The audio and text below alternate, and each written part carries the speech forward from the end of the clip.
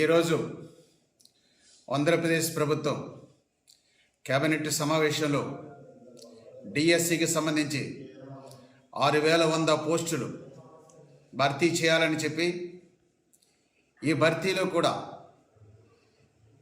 2 ఏళ్ళు apprentice service గౌరవవేతనంతో చెల్లించాలనేటువంటి నిర్ణయం చాలా దారుణమైందని చెప్పి ఈ నిర్ణయాన్ని తీవ్రంగా ఖండిస్తూ ఉన్నాం. 6 సంవత్సరాల డిఎస్సి గ్యాప్కి 6100 పోస్టులేనా అని చెప్పి ప్రశ్నిస్తూ ఉన్నాం.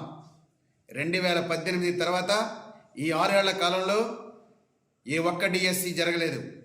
పాదయాత్ర నాడు ప్రతి సంవత్సరం జనవరిలో డిఎస్సి అని ప్రకటించిన ఈ ముఖ్యమంత్రి ప్రతిపక్ష నాయకుడిగా అప్పటికే 23,000 ఖాళీలుంటే ఈ చంద్రబాబు నాయుడు ఏం చేస్తున్నాడని ప్రశ్నించినటువంటి ఈ జగన్మోహన్ రెడ్డి మరి అధికారంకి వచ్చిన తర్వాత ఈ 5 ఏళ్ల కాలంలో ఏ ఒక్క డిఎస్సిని కూడా ఎందుకు వేయలేదని చెప్పి ప్రశ్నిస్తూ ఉన్నాం.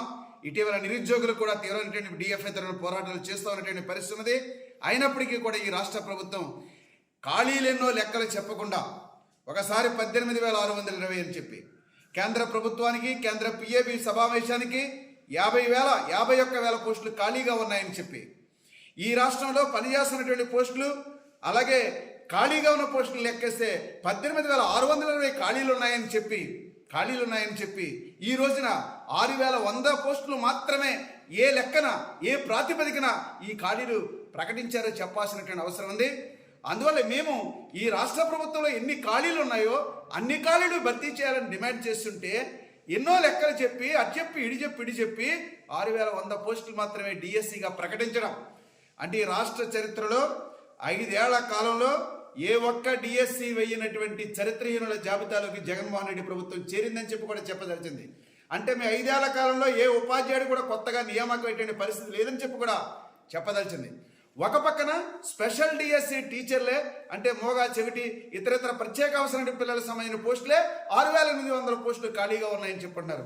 మున్సిపాలిటీలో ఖాళీలెన్ని, ఎడిట్లో ఖాళీలెన్ని, లేకుంటే సోషల్ వెల్ఫేర్లో ఖాళీలెన్ని, గురుకులాల్లో ఖాళీలెన్ని, మోడల్ స్కూల్లో ఖాళీలెన్ని, ఇన్ని జిల్లా పరిషత్లో ఖాళీలన్నీ, మండల పరిషత్ ఖాళీలన్నీ, ఇన్ని రకాల మేనేజ్మెంట్లో ఉంటున్న ఖాళీలన్నీ కూడా ఏమైపోయాయని చెప్పి మేము ప్రశ్నిస్తా ఉన్నాం. అందువల్ల దీని మొత్తం రాష్ట్రంలో ఖాళీగా ఉన్నటువంటి ఖాళీ పోస్టులన్నీ భర్తీ చేసేదానికి ఈ డిఎస్సిని ప్రకటించాల్సిన అవసరం ఉంది. స్పెషల్ డిఎస్సిని కూడా జనరల్ డిఎస్సిలో కలిపి ప్రకటించాల్సినటువంటి అవసరం ఉంది అని చెప్పి ఈ రాష్ట్ర ప్రభుత్వాన్ని డిమాండ్ చేస్తూ ఉన్నాం. అదే సందర్భంలో ఇంచుమించుగా 16 ఏళ్ల పాటు పోరాటం చేసి 1994లో ఆనాడు కూడా కాంగ్రెస్ ప్రభుత్వం ఇట్లాగే చేసింది.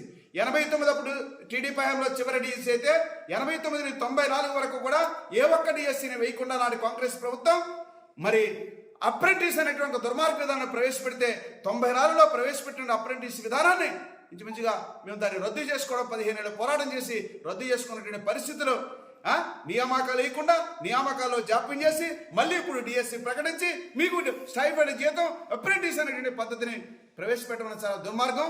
ఈ యొక్క నిర్ణయాన్ని వెనక్కి తీసుకోవాలని చెప్పి మేము డిమాండ్ చేస్తూ ఉన్నాం, తీవ్రంగా ఖండిస్తూ ఉన్నాం.